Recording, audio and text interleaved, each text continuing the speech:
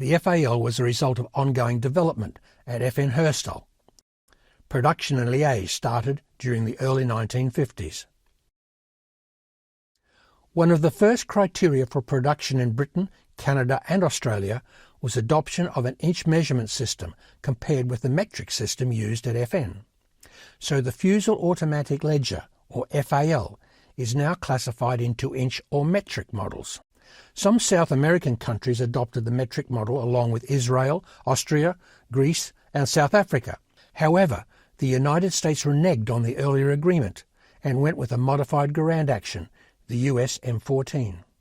Although the inch model FALs are interchangeable regarding components, the designations distinguish Canadian production from British and Australian in that a C prefix was applied. So Canada had the C1 and the C1A1, Britain, Australia and New Zealand the L1A1, and in India the 1A and 1A1, a hybrid inch and metric model.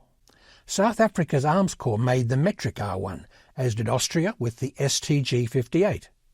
Brazil, Argentina, Venezuela, Mexico, Nigeria, Greece and Israel manufactured metric FAL rifles too.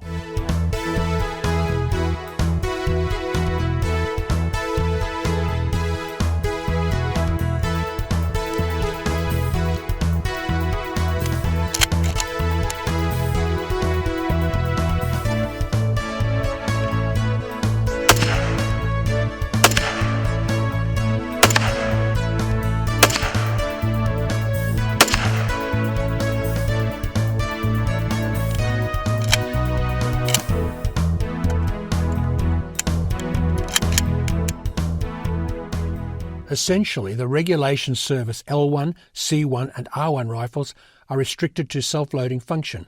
However, a modified change lever, stop pin removed on the lower and other minor adjustments can make them select fire, as on this Canadian Navy C1A1D. The C2, L2 and R1HB are heavy barrel light automatic models like the FN FALO, with a folding bipod and different sights, along with a larger 30-round magazine which is interchangeable on the 7.62 L4 Bren, except for the metric models of course. The FAL saw service with around 100 countries, promoted as the right arm of the free world. Total production came to more than 2 million rifles before the 5.56 by 45mm cartridge was adopted universally, although there has been criticism of its poor stopping power with a lighter weight bullet, less than half that of the 7.62 or 30 caliber projectile. Aussie, Kiwi and British servicemen just called it the S.L.R, while Canadians mostly called it the C1 or FN, as marked on their rifle's upper body designation. After it was replaced by the SA-80, British soldiers often referred to it as that rifle with respect. The wood furniture fittings were generally preferred over the later black plastic type.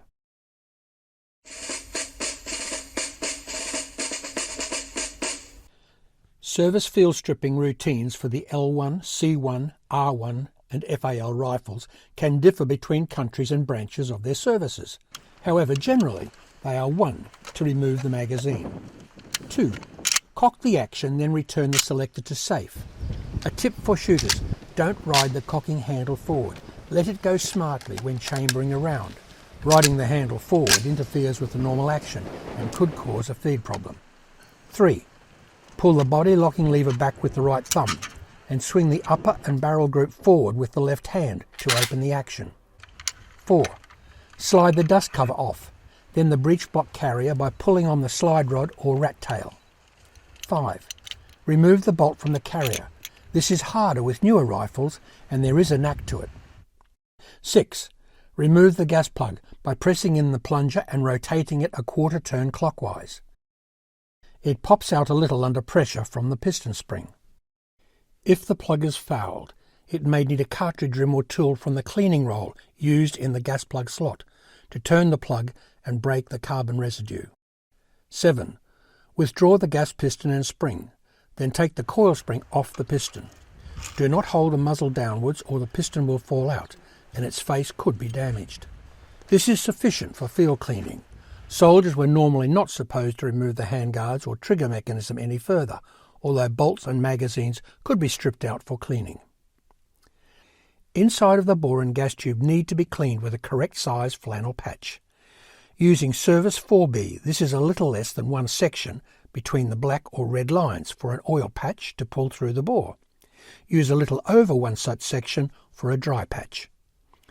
The gas tube diameter is larger, and so a wider patch is used. Realise that an oversized patch jams and usually needs an armourer to remove it. Service cleaning rolls have a pull-through, but a rod is better for cleaning the bore.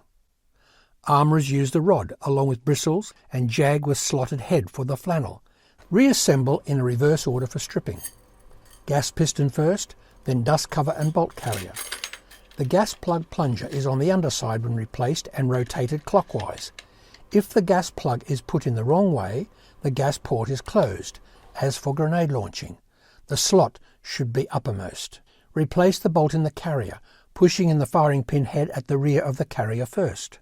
To install the bolt and carrier, hold the muzzle down and let the carrier slide in, shaking the rifle a little if necessary to facilitate free travel down to the breech. The hammer should still be in the cock position.